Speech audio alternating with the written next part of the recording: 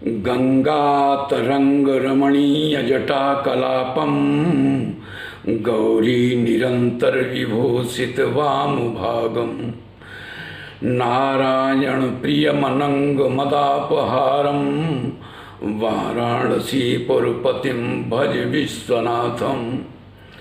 सुप्रभात देवियों एवं सज्जनों, कृष्ण संदेश सुधा चैनल के माध्यम से मैं धर्म प्रकाश भदौरिया गीता विश्लेषक गीता की ज्ञान गंगा में अवगाहन हेतु उपस्थित एवं मधुसूदन भगवान कृष्ण के चरणों में अगाध निष्ठा रखने वाले आप सभी प्रबुद्ध एवं विद्वान श्रोताओं का हार्दिक अभिनंदन एवं कोटि कोटि वंदन करता हूँ।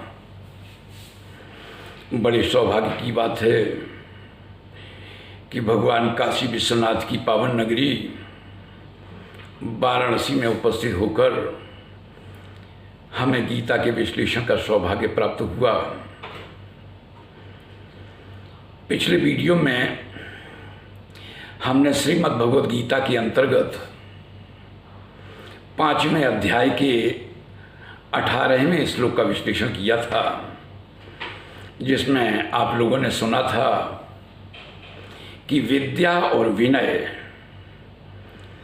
ब्राह्मण की वह संपदा होती है जिसके कारण समाज में वह सर्वश्रेष्ठ कहलाने का अधिकारी होता है, समाज में वह पूजनीय होता है।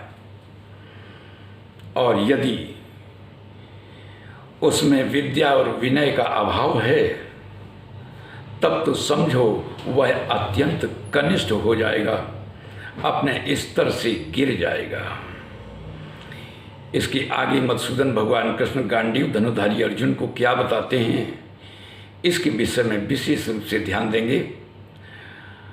हमें पूरा विश्वास है कि आपको बेहद आनंद आएगा। तो पूर्व की तरह सर्वप्रथम इस श्लोक का श्रवण पान करते हैं, तत्पश्चात मेरे द्वारा किए जाने वाले विश्लेषण का आप आनंद लेंगे। तो सुनते हैं अगला श्लोक कि इहैव तैर्जिता सर्गो ये साम्ये स्थितं मनः निर्दोषं हि समं ब्रह्म तस्माद् ब्रह्मणि ते स्थिता। इस श्लोक के माध्यम से मधुसूदन भगवान कृष्ण अर्जुन को बता रहे हैं कि देखो अर्जुन, जिसका मन समता में स्थित हो जाता है तो उसके मन और बुद्धि में राग और द्वेष समाप्त हो जाते हैं। और समता ब्रह्म में है, निर्दोषता ब्रह्म में है। इसका अभिप्राय यह होता है कि उसकी स्थिति ब्रह्म में हो जाती है। ये साम्ये स्थितं मनः, इसका अभिप्राय यह हुआ कि जिसका मन समता में स्थित हो गया तो समझो उसने इसी जीवन में संपूर्ण संसार पर विजय प्राप्त कर ली हो। जब व्यक्ति का मन समता में स्थित हो जाता है तो उसके मन और बुद्धि में राग और द्वेष समाप्त हो जाता है, जिसका परिणाम यह होता है कि उसके मन में समता आ जाती है। देखो एक बात और बता दें कि जब तक अपने वास्तविक स्वरूप में स्वाभाविक स्थिति नहीं बनती तब तक मन समता में स्थित हो ही नहीं सकता। ध्यान देंगे, एक होता है सामान्य मनुष्य और एक होता है महान मनुष्य। जो महान व्यक्तित्व का धनी होता है उसका अंतःकरण, उसके अंतःकरण में समता होती है, निर्दोषता होती है और शांति होती है। वहीं पर जो सामान्य पुरुष होता है उसके अंतःकरण में विषमता होती है, दोष होता है, अशांति होती है। भगवान ने जैसा कि कहा है कि इहैव तैर्जिता सर्ग,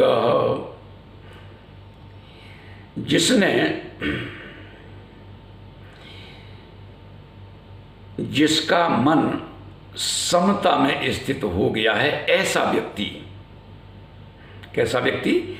जिसका मन समता में स्थित हो गया है, तो समझो उसने जीते जी इस संपूर्ण सृष्टि पर विजय पा ली हो।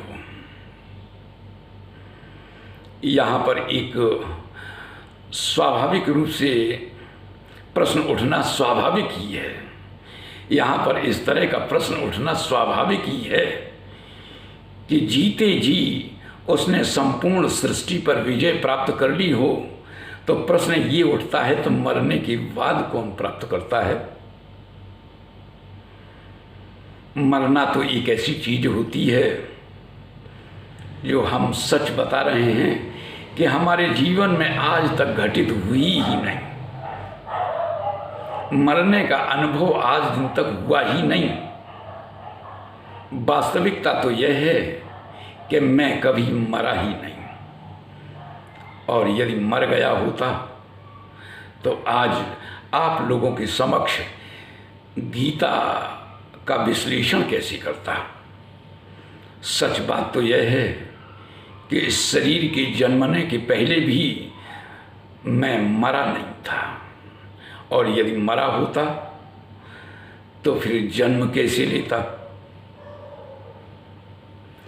इस तरह की बात कहना कि आगे कुछ समय के बाद मैं मर जाऊंगा, बेबुनियाद है। अरे जो आज दिन तक मरा नहीं, वह कैसे मर सकता है?